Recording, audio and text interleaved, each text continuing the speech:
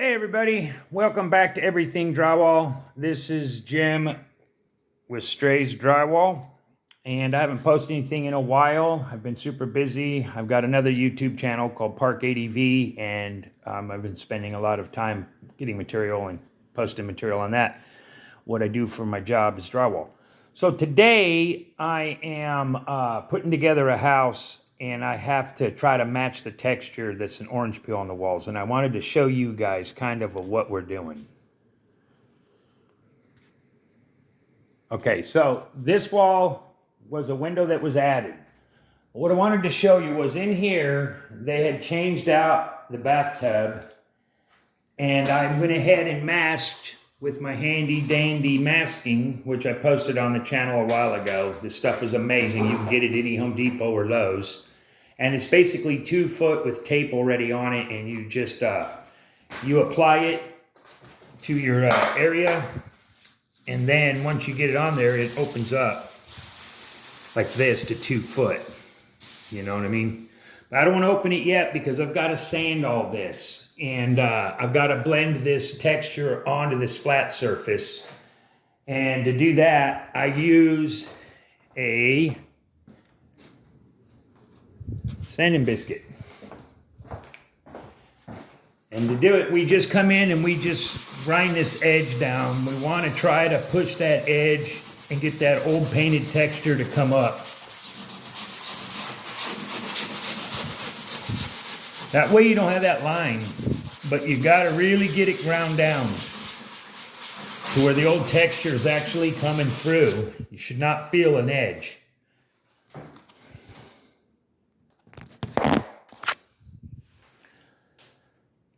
Oh, we're still going. Okay, so now I've got everything prepped. There's no shortcut in prepping your surface. The better you prep it, the better it's going to look. Use that sponge, it's soft, so the painted stuff will not sand down as easily as the mud that's not painted. So you want that edge where you laid that mud on top of that hard texture. You want that edge to be pushed down, allowing the painted texture to come up. And that will eliminate that line that people have asked me about. You know, the patch looks good, but you can see a line. And it's every time wherever that mud was laid on top of that existing texture. And you grind it with that sponge. And a lot of times we'll take a wet sponge, which is even a good touch to wipe it down with that. That'll really knock that edge down. Anything that sanding sponge didn't take care of, your wet sponge will. So I use one with a scrubber on it just to help grind some of this stuff down. Patching this stuff is hard enough as it is, let alone all the problems that can happen. You want the wall to look not patched. So then what I'm going to spray these with is this machine I got. It's a Marshalltown, or no, it's a Graco. And this is just a big vein pump. What it does is it provides a constant flow, a CFM. A compressor builds up pressure, and then when you turn it on, it starts dropping, and then your texture will start lobbing and looking crappy. One of these deals, and you can find them online, called vein pump, vein compressor. It's the type of compressor that it is. And a lot of times it'll be on a little cart. You just connect your air hose and use your hopper on the other end, and whatever that thing's putting out for CFM, constant, is what you want. So I'm getting ready to spray this back, but I got a lot of dust buildup here.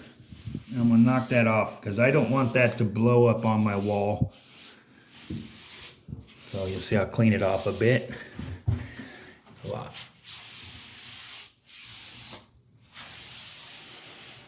Paintbrush works too, but this will take care of it also. All right, let's get the machine and spray this wall.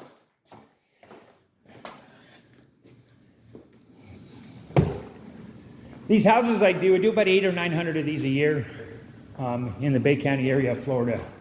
We work with D.R. Horton, Royal American, all the big builders around here. I probably do 70 of these models a year. So once the construction crews are done, which are mine, I do a full service drywall out here. We patch these houses back together for the builders and get them ready for our closings. I'm gonna turn this on.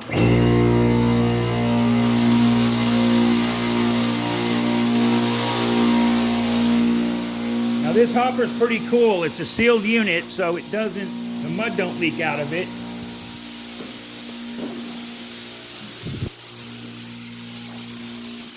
And I'm just gonna spray.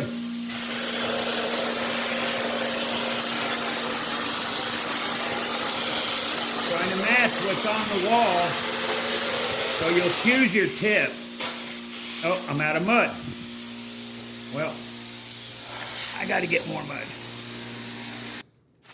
Hey everybody, the way this hopper works is it's pressurized from this tube and an air line, and then this lid clamps down on top, which helps when hoppers get low on mud. They don't have the weight of the gravity shoving the material out, and so this one's pressurized. It's got your material flow here, your your trigger, and your air here. But what's cool about it is, look. So I'm gonna go ahead and get it loaded. I'm gonna show you guys how fancy system of loading. I'm gonna set you right here. I don't know if you can see me or not. Yeah. This is my fancy way of loading. It's got clips, and these are adjustable. This unit cost about, I don't know, it was $800 or $1,800. We bought it from our paint supplier. But now I'm gonna take this bucket of mud, and I'm going to pour this with the cup, like that. Don't need the cup that I used to fill another sprayer in there.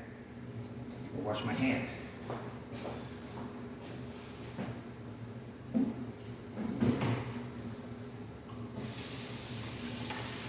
So doing YouTube videos and working in this stuff is challenging to me.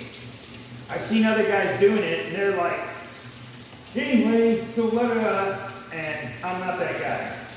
I'm like literally pretty rough as far as dirty. I'm doing the work, and not a professional video guy or any of that. Oh, did I mention I have a YouTube channel called Park ADV? Got to put a plug in there. Don't forget to like and subscribe, everybody, for more information about this stuff. Another tip is if you got a bucket of mud and you want to save it, just put something over the top of it so the air doesn't dehydrate it. I've got another bucket of mud here, and I'm using that lid on it. So now this cap right here, it will sit down on here, and I'll throw these levers like this. And listen, if you get this unit, don't adjust these too hard because you'll break it like I did. It doesn't have to be that tight. Because they adjust, I adjusted them too tight, thinking that that I had to do it like that, and I ruined my thing because I did it too tight. Okay, so now the lid has been clamped on, but again, these are adjustable. Don't adjust them too tight. When I did, I like really thought that lid had to be cinched down on there tight, and it does not. And I cracked the body of this thing like the first day I had it because I'm a ding dong. So we're gonna connect back up to our hose here and finish spraying this wall. You guys can hang out and watch.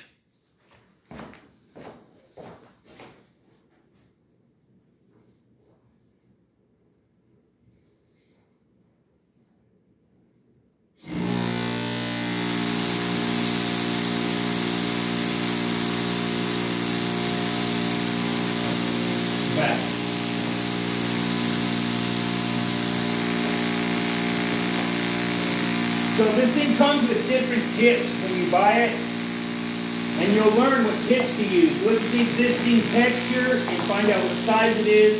Take a little experience. You control your volume knob, your trigger pull, and your air. But if you play with it, you'll figure it out. So let's finish spraying this wall.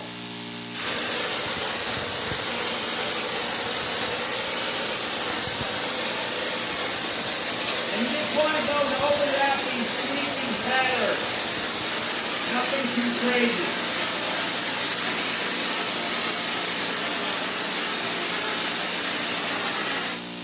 Like that. Slide this tarp over. Cover this floor up.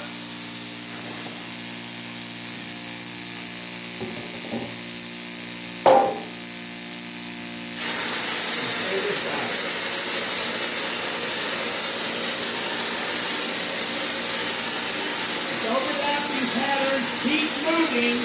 You notice I'm moving.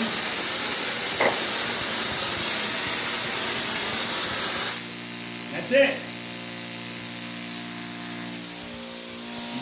See the texture? See the texture?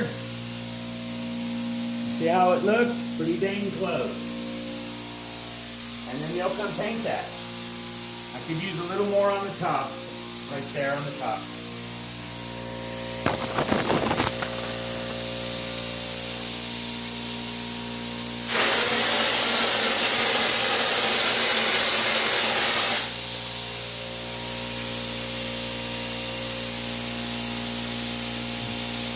And then look it over real good. Man, I'm happy with that. Touch it out a little. I'm good. So anyway, everybody, I just wanted you guys to see the machine that I use to spray back bigger stuff. It's a Graco. Comes with like a 50-foot hose. Pretty amazing. Pretty noisy.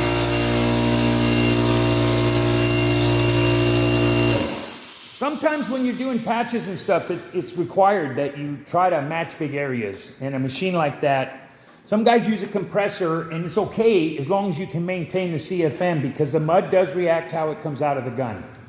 The lower the pressure, the less small the dots are.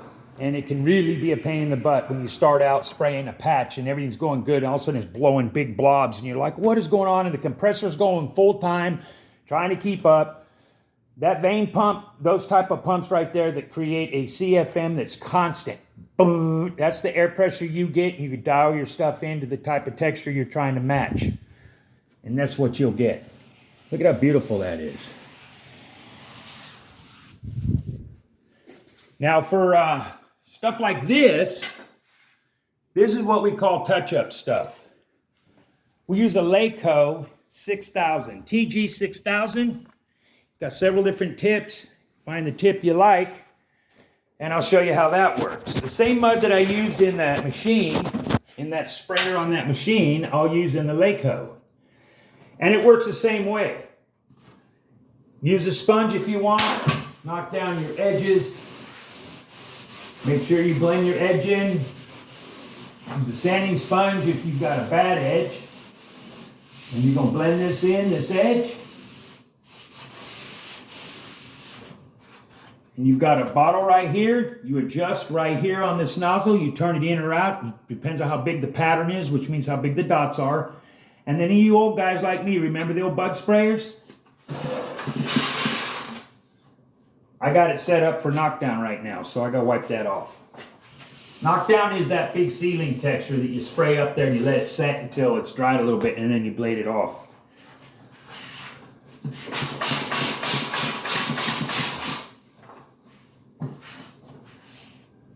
Look at what you're doing. If it doesn't look right, adjust it.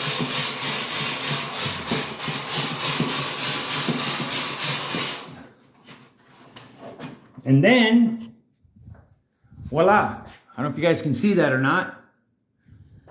Instant texture. And for that is easy because the big machine has a big overspray pattern, and where I want to not have to clean or mask a ton of stuff, I use the touch-up gun. Would have been too much for these areas. I would have died trying to pump it and keep it going, and no. Anyway, I'm going to say that's it for this episode. I hope somebody got something out of it. I do appreciate all the views I get. And if you have any questions, ask me in the comment section. I will always answer. And go ahead and subscribe, you guys, and that way you have access to this kind of information. I'll try to start posting more things on the channel as I go along. We are an awesome company, and we all are full of guys. I've been in this industry since 1985, all over the country. So I'm a wealth of knowledge, and you guys should use it. Anything about drywall, steel studs, acoustic ceilings, stuff like that, but mostly I've hung, finished, and textured drywall. Anyway, peace out. Cut my finger off when I was 14, so don't judge me on the stub. Peace out, guys. Thank you.